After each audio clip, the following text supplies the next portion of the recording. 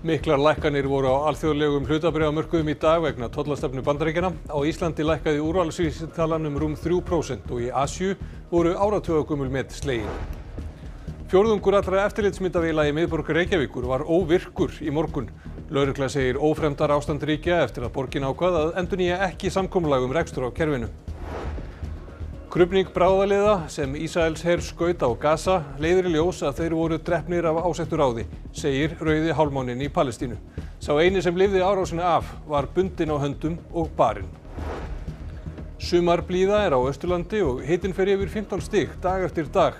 Lerkiskógurinn á Hallormsstað er byrjaður að grænka mánuði of snemma að sögn skógarvarðar. Lagatextar hafa meiri þýðingu á íslensku en ensku, þetta segja sigurvegarar músíktilrauna. Hljómsveitin Geðbrigði sem fékk viðurkenningu fyrir textagerð.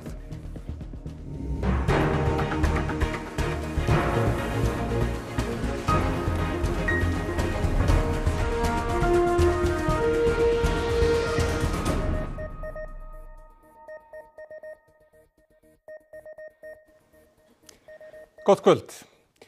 Verð á hlutabréfamörkuðum heim allan, þar á meðal á Íslandi, féll í morgun vegna áhrifa bandarískra tolla á alþjóðaviðskipti. Asíumarkaður varð verst úti, þar fer dagurinn í sögubækurnar. Í Asíu höfðu markaðir víða verið lokaðir síðan Trump tilkynnti tollaaðgerðirnar á fimmtudag. Fjölmörg Asíuríki voru á meðal þeirra sem fengu á sig hæstu tollana. Það má því segja að margra daga spenna hafi losnað úr læðingi þegar markaðir voru opnaðir í morgun. Donald Trump, forseti Bandaríkjanna, vonar að með tollum og innflutning til Bandaríkjanna skapist störf á ný þar í landi og að efnahagur landsins vænkist til langs tíma. Hann biður bandaríska fjárfesta að bíða af sér slæmu skammtímaáhrifin. I don't want anything to go down, but sometimes you have to take medicine to fix something. Trump hótaði í dag að ef Kínverjar dræju ekki 34% tolla á bandarískan innflutning tilbaka, myndi hann bæta í tolla á Kína sem nemur 50%. Skoðum helstu hlutabréfamarkaði heimsins eftir þennan róstusama dag. Í Bandaríkjunum er enn verið að skipta með hlutabréf. Þar eru langflestar tölur rauðar og útlit fyrir að deginum ljúki þannig. Í bresku kauphöllinni lækkaði hlutabréfavirði 100 stærstu fyrirtækina um rúm 4% og í þýsku kauphöllinni er sömu sögu að segja. Í japönsku kauphöllinni lækkaði Nikkei vísitalan tæp 8% og hlutabréfavísitalan í Shanghai lækkaði annað eins. En í Hong Kong var lækkunin mest, rúm 13% á einum degi, sem er mesta einstakslækkun frá upphafi Asíukreppunnar árið 1997. Hér á Íslandi lækkaði úrvalsvísitalan 3,26%. Laxeldisfyrirtækið Kaldvík lækkaði mest og flugfélagið Play, en fyrirtækin sem juku hlutabréfavirði sitt voru teljandi á fingrum annarar handar. Þjóðarleiðtogar heimsins eru enn að bregðast við útspili Trumps. Bresk stjórnvöld í hópi þeirra sem vilja semja við Bandaríkin. We will keep calm and fight for the best deal with the US and we've been discussing that intensely over the last few days. Leiðtogar ESB skoða enn að setja hefndartolla á bandarískan innflutning til ríkja bandalagsins. Forseti framkvæmdastjórnar ESB nefndi þó í dag að Bandaríkjamönnum biðist 0 á móti 0 tollasamningur við ESB. We stand ready to negotiate with the United States. Indeed, we have offered 0 for 0 tariffs for industrial goods, as we have successfully done with many other trading partners. Ísak Einar Rúnarsson, hagfræðingur hjá Samtökum atvinnulífsins, velkomin. Takk. Af hverju eru hlutabréf að lækka hér á landi? Já, við gætum vísa til orða John Maynard Keynes, breska hagfræðingsins, sem sagði að markaðir stýrast bara af einhverjum dýrslegum hvötum, en í þessu tilfelli held ég að það væri ekki rétt að gera það. Því að við sjáum þennan afgerandi atburð sem á sér stað, sem er þegar Donald Trump er að tilkynna þessar hækkanir á tollum, og það hefur áhrif hér heima eins og annar staðar eins og við sjáum hérna í fréttinni. En sömuleiðis hefur bara óvissa aukist almennt í kerfinu. Það er óvissa frekari aðgerðir, óvissa bara í alþjóðakerfinu almennt og óvissa mótaðgerðir og það hefur ekki góð áhrif á markaði svona öðru jöfnu. Svo hér innanlands erum við auðvitað að sjá fyrirætlanir stjórnvalda og þar er verið að kynna skattahækkanir á sumar af lykil atvinnugreinar þjóðarinnar. Veiðigjaldið, en við sjáum líka í fjármálaáætlun gjaldtöku á ferðaþjónustu og fiskeldi og það getur líka haft eitthvað að segja þarna. Eru líkur á því að þetta gangi tilbaka?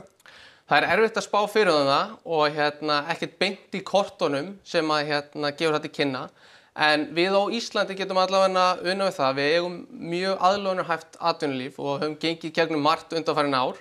Þannig að það telst okkur til tekna, en sömuleiðis líka það að við erum í þessu lægsta tollþrepi þarna 10% á meðan ESB í 20%. Og það getur svona talist okkur til tekna. En við höfum verið svona að gefa þau skilaboð að stjórnvöld ætti að halda þessir höndum með skattahækkanir og aðrar aðgerðir með að sjá hvernig þessir. En hvað með áhrif á heimili og almenning? Já, þetta gæti haft sitt að segja. Það er náttúrulega tollar, þeir draga úr hagvexti, þeir draga úr velmegun og það er bara alþjóðlega þekkt fyrirbæri. Og þannig að við sjáum það hafa áhrif til dæmis í Bandaríkjunum á neytendur þar, þá getur það farið að skila sér í ferðamönnum á Íslandi sem getur síðan skila sér til íslenskra neytenda og almennings og þannig að það getur haft áhrif á almenning og fyrirtæki, þannig að við þurfum að kannski aðeins að reyna frekar að verja þau lífsgæði sem við höfum byggt upp og tryggt hérna á þessu landi. Takk fyrir komuna, Ísak Einar. Fjármálaráðherra segir ljóst að óráði á heimsmörkuðum hafi víðtæk áhrif á hagkerfið. Hins vegar þurfi að bíða með að endurskoða meiri háttar ákvarðanir í ríkisfjármálum þangað til rykið er sest. Okkar mat allavega í bili er að staða íslenskra útflutningsfyrirtækja sé svona með skásta móti í þessum óvissa heimi en við þurfum að fylgjast náið með hvernig þessi þróun henni á eftir að vinda fram. Tímasetning Íslandsbanka sölunar, er hún til endurskoðunar? Ekki á þessu stigi, við aftur fylgjumst með hvernig þróunin verður fram á vorið, hversu viðvarandi þessi leiðrétting mun verða. Allir markaðir einkennast í dag af mikilli óvissu. Óvissa er með allra mesta móti, það hefur alltaf neikvæð áhrif á verð. Þegar hlutirnir fara að skýrast og þá þurfum við að sjá hver þróunin verður. Og þessu tengt þá hafa þingmenn verið að ræða fjármálaáætlun í dag. Magnús Geir, sú umræða, hún fór ekki alveg fram eins og lagt var upp með eða hvað? Nei, hún endaði eiginlega út á túni eða má orða það þannig. Það var búið að leggja allar dagskrá þingsins á 50 og föstudag undir þessu umræðu. En skömmu eftir að fjármálaráðherra mælti fyrir tillögunni þá gerði stjórnarandstaðan alvarlega athugasemdir við að það vantaði fullt af gögnum, svo mikið að það var ekki hægt að eiga vitarana umræðu þetta. Eftir mikil fundahöld var ákveðið að taka málið á dagskrá. Þegar umræðan átti að byrja aftur í dag þá upphafst eiginlega sama atburðarás. Nema að þegar fagráðherrar mæltu fyrir sínum málum þá ákvað stjórnarandstaðan að yfirgefa salinn.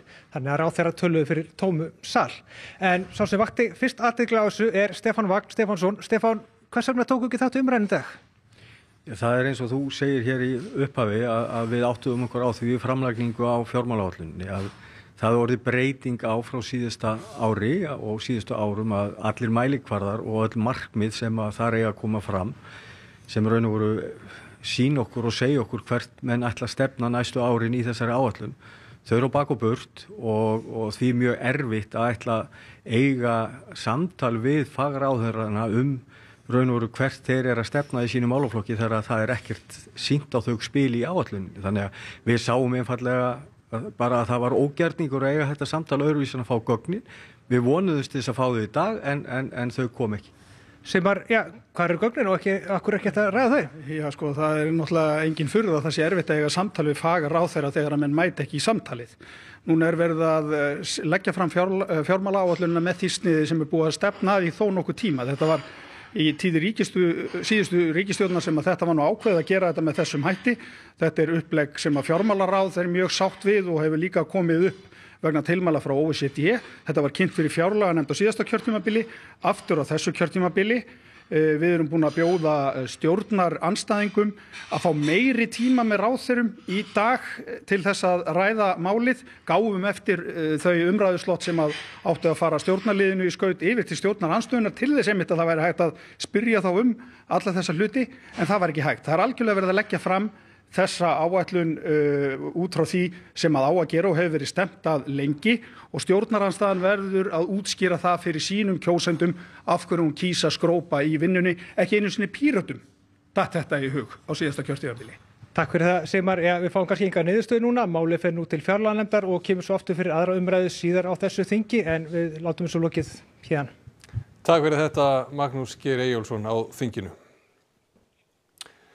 Eftirlitsmyndakerfið í miðborginni í ólestri eftir að Reykjavíkurborg ákvað að endurnýja ekki samkomulag rekstur og viðhald myndavélanna. Fjórðungur eftirlitsmyndavéla í miðborginni var óvirkur í morgun. Samkomulag milli Reykjavíkurborgar, Neyðarlínunar, lögreglunar á höfuðborgarsvæðinu og ríkislögreglustjóra rekstur og stýringu á eftirlitsmyndavélum í borginni rann út í sandinn í mars 2023. Þá settu borgarfulltrúar meirihlutans sig upp á mótið því að endurnýja samkomulagið sem var frá árinu 2017 án þarfagreiningar og mats á forsendum samkomulagsins, meðal annars hvort það samræmdist mannréttindastefnu Reykjavíkurborgar. Síðan þá hefur í raun enginn borið ábyrgð á að viðhalda myndavélunum sem Neyðarlínan hafði sinnt. Já, það þarf náttúrulega bara að koma þessu samkomulagi á stað aftur. Það þarf að vera alveg skýrt hvar þetta verkefni á heima, hver á að gera hvað og bara hver verkaskiptingin er. 54 myndavélar eru í miðborginni og hefur verið fjölgað 24 frá árinu 2017, langmest í kringum leiðtogafundin í Hörpu 2023. 14 þeirra voru óvirkar í morgun. Neyðarlínan kom 10 þeirra í lag í dag, þrátt fyrir að vera ekki lengur aðili að samkomulaginu.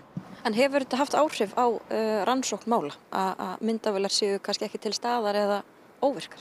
Já, bara oft morgunsunum. Þá hefur við verið með svæði sem eiga að vera vöktuð af myndavélum sem við eigum ekki myndefni vegna þess að vöktun kerfisins þar hefur ekki verið kannski sem skildi. Þá þurfi raunar að stórfjölga myndavélum í borginni, líkt og gert hefur verið á öðrum Norðurlöndum.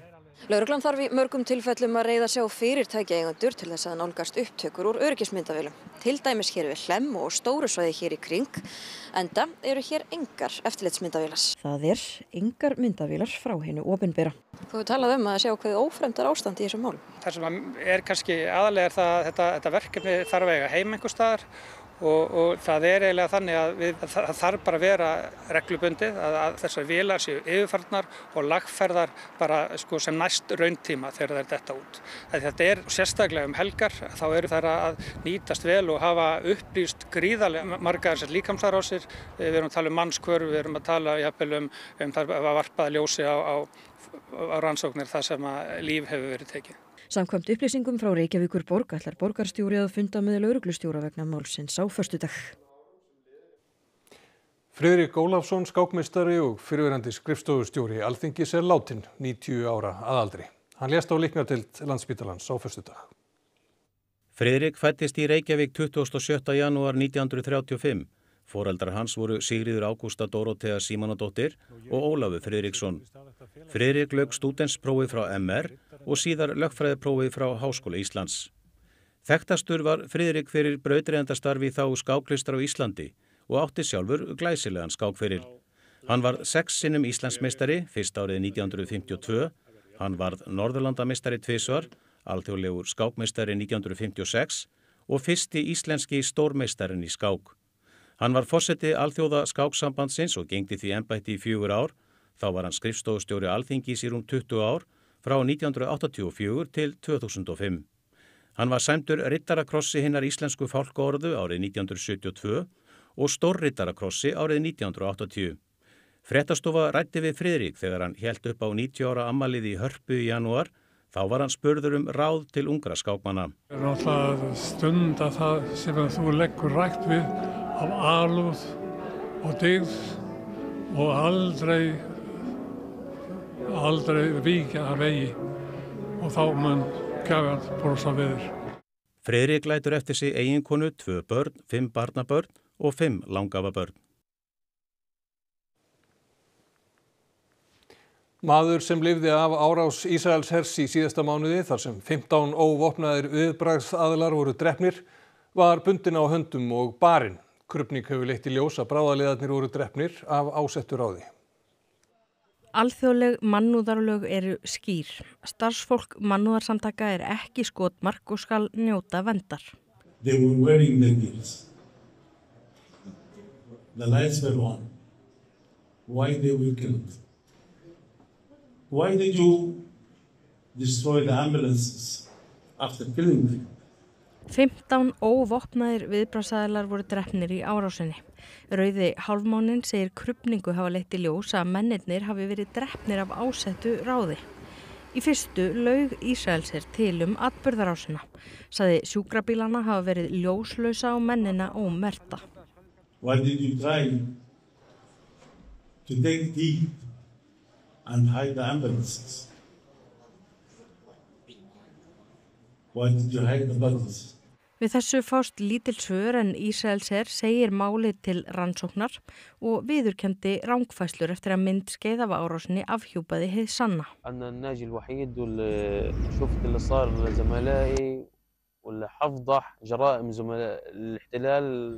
Munther satt aftur í þegar skothríðin hófst. وطبعا ما سمعت شيء من زمايل الله يرحمهم غير شهقة الموت تاعتهم بس الأنفاس الأخيرة. Því næst var hann dreginn út úr sjúkrabílnum og skipað að afklæðast. كانوا يضربونهم جميعا على جسمي وربطوني طبعا من ورا وحققوا معاي لدرجة حط لم 16 شات على رقبتي وضغط بالآخر يعني شوي كان راح يموتني. Og þessu tengt, í fréttum okkar í gær af öryggisráðstöfunum vegna leikja Íslands og Ísrael var sagt að forstjóri Rapid í Ísrael hefði sagt að mannfall almennra borgara á Gaza skipti engu máli í hernaðaraðgerðum gegn Hamas. Þessu mótmæla forsvarsmenn Rapid á Íslandi.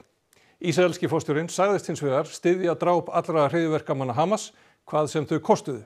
Þessi orð voru látin falla á samfélagsmiðlum í október árið 2023. Hitinn fór yfir 17 stig á Héraði í dag. Búast má við sumarveðri næstu daga og skógarnir grænka. Skógarvörður á Austurlandi segir þetta mánuði of snemmt og lerkitré gætu skemmst ef frostaspá gengur eftir. Vorið kemur heimur hlýnar og á Hallormsstað lítum við á trén með Þór skógarverði.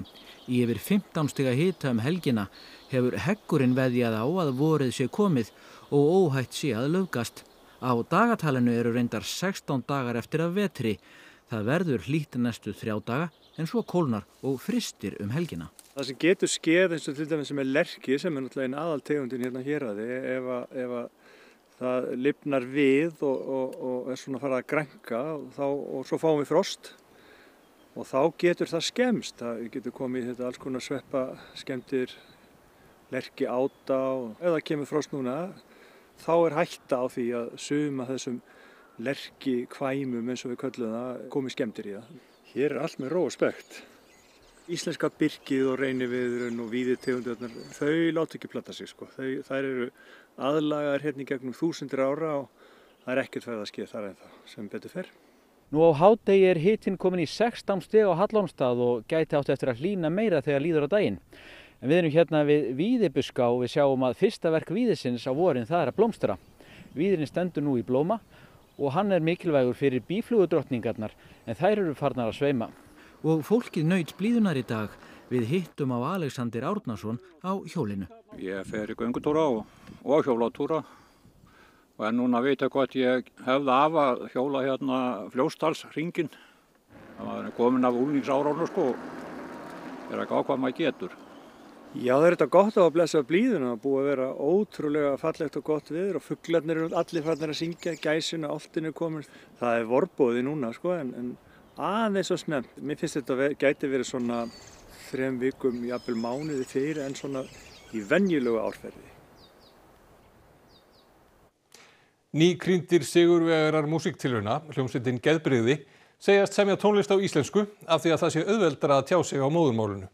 Hljómsveitin fékk viðurkenningu fyrir íslenska textagerð.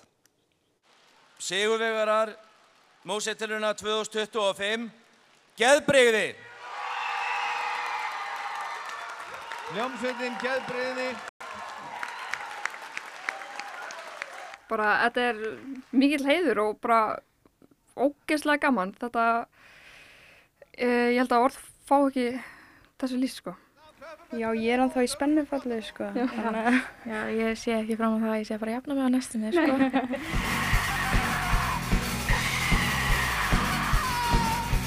Hljómsveitin var stofnuð fyrir 2 árum þegar hljómsveitarmeðlimir voru aðeins 17 ára. Við erum ekki að halda okkur við eina senu. Þetta bara verður að einhverju og einhvern veginn passar það saman við okkar tónlist. Ég kann ekki alveg að útskýra það. Við höfum alltaf sagt, þú veist, tónlistin okkar er geðbrigði af því það þýðir einhvers konar skapsveiflur og það er bara tónlistin við spilum er mjög svo út allt.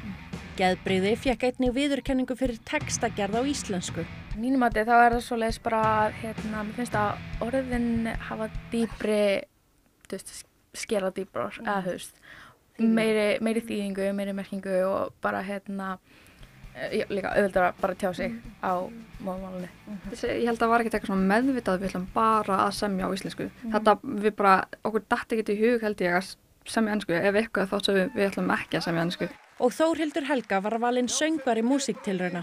Hún himinn og jörð, hans svörin í augum hennar. Spennir greipar og býður til hennar, býður hennar.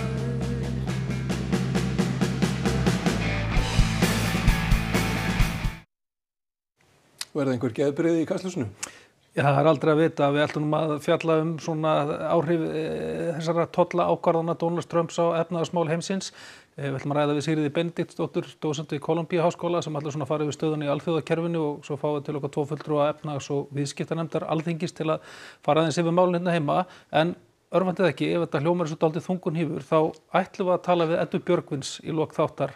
Hún svona slá í gegn enn og aftur á samfélagsmiðlum með nýjum karakterum. Einmitt það. Takk fyrir þetta. Og það að veðri, Kristín Hermannsdóttir veðurfræðingur spáir því að á morgun verði austlæg eða breytilega átt 3-10 metrar á sekúndu, létt skýjað að mestu austan til á landinu en annars skýjað að mestu og lítilsháttar væta á stöku stað suðvestan til. Hiti 6-13 stig, hlýjast norðaustan til. Og svo skulum við sjá hvað ber hæst í íþróttum kvöldsins. Leikmenn og þjálfarar íslenska kvennalandsliðsins í fótbolta óttast ekki markaleysi þegar Ísland tekur á móti Sviss í þjóðadeild Evrópu á morgun. Ísland hefur þó gert 2 markalaus jafntefli í keppninni. 2 úrvalsdeildarslagir verða í 32 liða úrslitum bikarkeppni karla í fótbolta. Dregið var í dag. Og Dagur Benediktsson varð helgina 3-faldur Íslandsmeistari í skíðagöngu. Þetta og fleira í íþróttum hér eftir fréttir. Og þá ætlum við að rifja upp það sem var helst í þessum fréttatíma. Miklar lækkanir voru á alþjóðlegum hlutabréfamörkuðum í dag vegna tollastefnu Bandaríkjanna. Á Íslandi lækkaði úrvalsvísitalan rúm 3% og í Asíu voru áratuga gömul met slegin. Fjórðungur allra eftirlitsmyndavéla í miðborg Reykjavíkur var óvirkur í morgun. Lögregla segir ófremdar ástand ríkja eftir að borgin ákvað að endurnýja ekki samkomulag rekstur á kerfinu. Krufning bráðaliða sem Ísraelsher skaut á Gaza leiðir í ljós að þeir voru drepnir af ásettu ráði, segir Rauði hálfmáninn í Palestínu. Sá eini sem lifði árásina af var bundinn á höndum og barinn. Sumarblíða á Austurlandi og hitinn fer yfir 15 stig dag eftir dag. Lerkiskógurinn á Hallormsstað byrjaður að grænka, mánuði of snemma að sögn skógarvarðar. Næstu fréttir verða í sjónvarpi og útvarpi klukkan 10 í kvöld og RÚV.is uppfærður allan sólarhringinn. Við minnum líka á RÚV appið og það hægt að senda fréttastofunni ábendingar á fréttir@ruv.is. En þessum fréttatíma lokið. Verið sæl.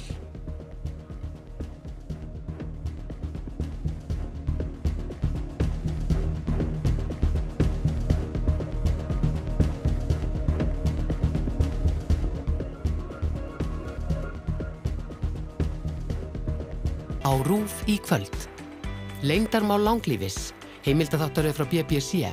Michael Mosley hittir fólk víða heim sem virðist hafa fundið leið til þess að hægja á öldrun og rannsakar vísindin á bak við fullyrðingar þess.